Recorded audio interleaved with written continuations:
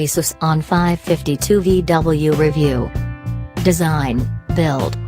The N552Vw looks and feels just a little cheaper than it actually is.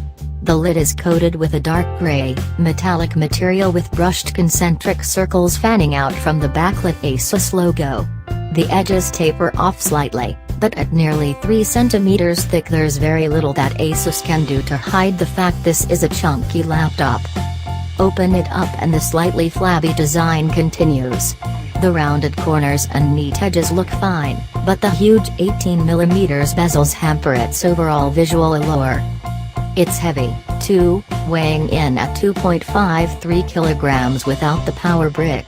It's not backbreakingly bad and hardier buyers should be able to carry it around in a backpack without too much bother, but in a world filled with lighter, compact laptops with only a little less power, the N552Vw feels a bit old school, and not in a good way. There's a decent amount of wired connectivity around the edges of the N552Vw. On the right, you get 2 USB 3.0 ports alongside a 3.5mm combination headset jack and a DVD drive. On the left, there's a third USB 3.0 connector and a USB 3.1 Type-C connector capable of a theoretical maximum throughput of 10 gigabits per second, if you have any peripherals that support it. Display. Asus' choice of display is a curious one. It's a 3840 by 2160 pixel panel, meaning everything is super sharp and high-resolution content looks fantastic, but in most general usage situations you'll rarely see the benefit. Actual screen performance is reasonable. It's relatively bright at 260 nits, although this is generally eclipsed by higher-end screens, and its 0.27 nits black levels equate to nice, deep blacks when playing atmospheric games. Software. The N552Vw runs Windows 10 and comes with relatively few bundled pieces of bloatware. Sadly, McAfee LiveSafe is pre-installed and can occasionally cause problems when opening some programs, blocking them without warning. I'd uninstall that relatively quickly and find alternative security software. Performance and battery life.